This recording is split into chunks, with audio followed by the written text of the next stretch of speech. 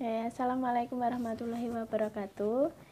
Selamat pagi anak-anakku kelas 11 UPW SMK Ar-Rahman Tegalrejo. Bertemu lagi dengan saya, Winda Miraningsih, akan menyampaikan materi MAIS, yaitu tentang sumber informasi dalam teknologi MAIS dan pemanfaatannya. Sebelum masuk ke materi ini, kalian pastinya sudah tahu ya, MAIS itu apa, kan kemarin kita sudah belajar. Nah, kali ini kita akan belajar tentang teknologi apa aja sih yang diperlukan untuk pengelolaan MAIS itu sendiri. Menurut kalian perlu teknologi yang canggih atau enggak nih untuk MAIS? Nah, kita lihat ya. Nah, kali ini kita akan belajar tentang Convention Center. Ada yang tahu nggak apa itu Convention Center?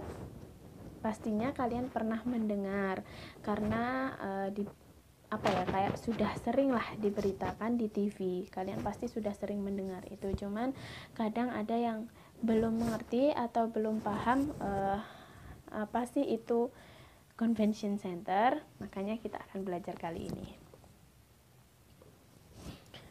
Oke, maaf. Saya geser atas saja ya. Convention Center.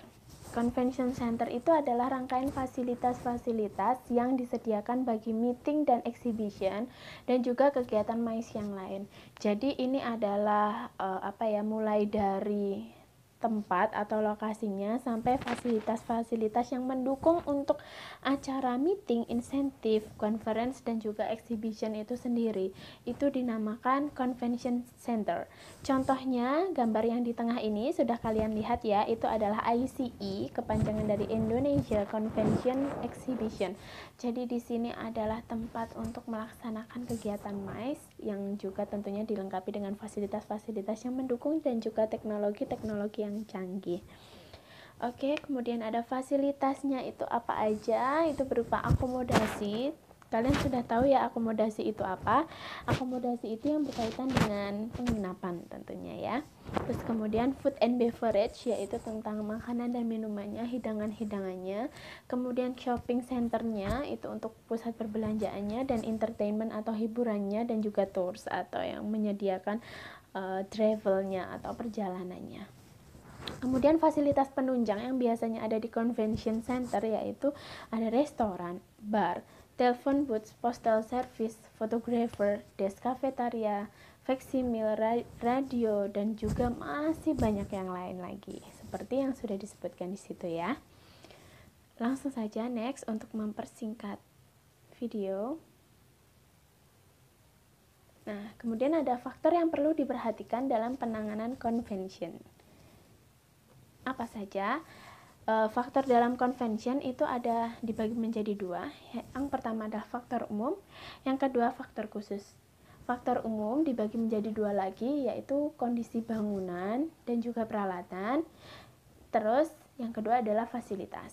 Kalau untuk faktor khusus itu teknologi. Kalau untuk faktor umum itu kan sangat jelas sekali, kondisi bangunan dan peralatan itu sangat umum. Jadi bangunan fisiknya, catnya bagaimana, terus kemudian udah mau roboh apa enggak, masih layak dipakai atau enggak, terus tamu atau delegasi yang kita undang atau yang akan mengadakan event itu seberapa penting. Nah, kalau misalkan tamu-tamu penting, pejabat-pejabat negara, apa mungkin akan menggunakan gedung yang sudah reot? Kan juga nggak mungkin kan ya. Dan juga pastinya gedung itu juga dengan perawatan khusus. Kemudian fasilitasnya harus mendukung. Kan nggak mungkin juga kalau misalkan butuh internet nih, terus internetnya ngadat. Nah, itu kan juga nggak mungkin layak untuk dijadikan tempat convention gitu loh. Kemudian faktor khususnya yaitu teknologi. Kita akan bahas faktor khusus yaitu teknologi. Ada revolusi teknologi komunikasi, yaitu ada calling home, software komputer, dan juga aplikasi komputer. Apa saja itu? Kita bahas satu persatu. Oke, yang dinamakan calling home adalah peralatan khusus yang memungkinkan sistem seluler untuk menawarkan akses data dan juga fax di samping komunikasi suara. Jadi kebanyakan hotel saat ini sudah melengkapi kamarnya dengan telepon port RJ 11 yang memungkinkan wisatawan untuk menghubungkan modem atau fax portable. Nah, ini dia penyediaannya, kita nggak iklan ya, tapi itu ada beberapa provider yang bisa menyediakan calling home. Oke, kemudian kalau software komputer itu untuk memanipulasi data sesuai dengan kebutuhan. Nah, ini bagi orang-orang yang paham IT yang lebih suka ngotak-ngatik, dan juga gandengannya ini nih, aplikasi komputer. Nah, aku geser ya. Di sini program pendaftaran PC based dan web based, program tersebut harus memberikan unsur-unsur berikut.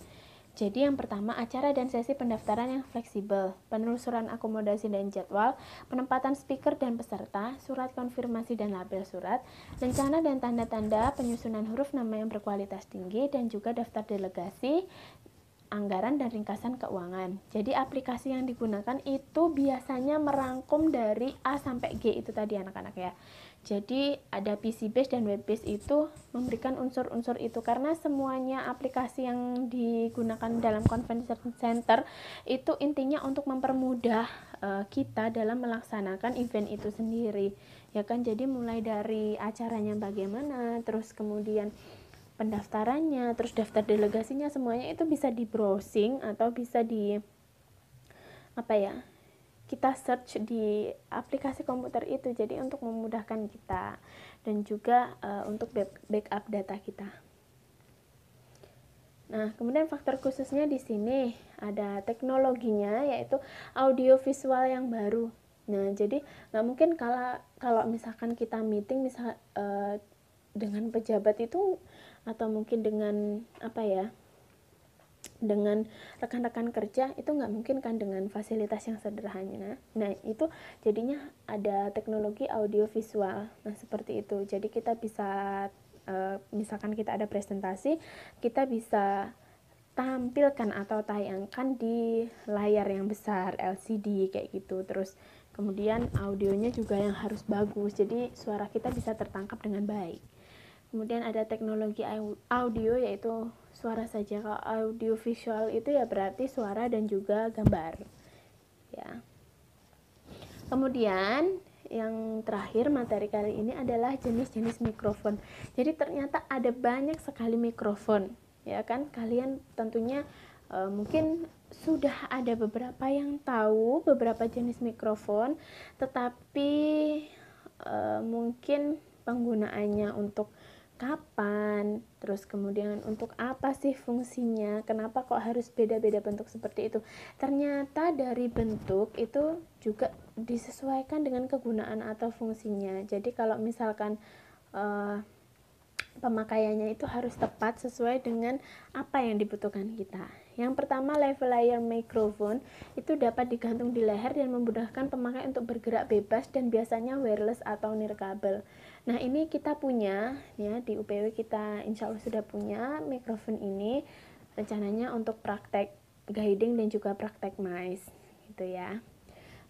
Jadi ini memudahkan kita untuk bergerak bebas. Jadi kalau misalkan perlu mobilitas yang tinggi, kita bawa aja ini, karena apa? Simple, ringan, dan juga nyaman aja lah dipakai, nggak ribet gitu. Kemudian handheld microphone itu memakai kabel atau juga bisa wireless ya. Ini ya mikrofon yang biasanya kita punya kalau kita mau upacara atau mungkin mau karaoke kayak gitu-gitu ya. Biasalah ya yang handheld microphone itu. Kemudian yang nomor 3 ada lecture microphone, itu melekat pada podium biasanya dan juga membatasi pergerakan pembicara. Misalkan Bapak Presiden sedang menyampaikan pidatonya. Nah, itu ada lecture microphone yang sudah nancep di podiumnya itu. Kemudian yang keempat ada table microphone, itu biasanya tertanam dalam meja dan untuk diskusi panel atau rapat. Misalnya di gedung DPR. Nah, itu kan pasti masing-masing itu diberi kesempatan untuk menyampaikan pendapat atau argumennya ya. Nah, di situ daripada mic-nya lempar-lemparan ya, setiap mejanya yang sudah tertanam di situ ada tertanam table microphone, supaya nanti gampang aja kalau ada yang mau ngomong itu langsung kedengeran kan. Kemudian ada floor microphone, itu diatur di atas lantai di lorong. Nah, Jadi ini bentuknya panjang nih. Terus kemudian ada roving microphone. Nah, kayak gini ya. Apa namanya? Ya kalau yang seperti ini sih kegunaannya juga macam-macam ya. Kadang juga untuk apa? Untuk rekaman kayak gitu-gitu. Jadi disesuaikan dengan fungsinya aja. Kalau kita mungkin lebih banyak menggunakan handheld microphone ataupun juga lavalier microphone itu. Oke, itu saja yang dapat saya sampaikan kali ini. Materinya nggak usah terlalu banyak. Yang penting kalian bisa memahami sedikit demi sedikit. Kita belajar bareng, dan juga saya juga tidak mau terlalu membebani kalian. Saya tidak akan memberikan tugas yang terlalu bagaimana atau terlalu banyak, karena ya yang penting kita sama-sama belajar dan kalian tidak tertinggal atau tidak ketinggalan pelajaran walaupun di tengah pandemi seperti ini. Terima kasih, semoga ini dapat membantu, dan jika ada kendala mohon disampaikan dan juga didiskusikan di forum. Oke, terima kasih, itu saja. Wassalamualaikum warahmatullahi wabarakatuh.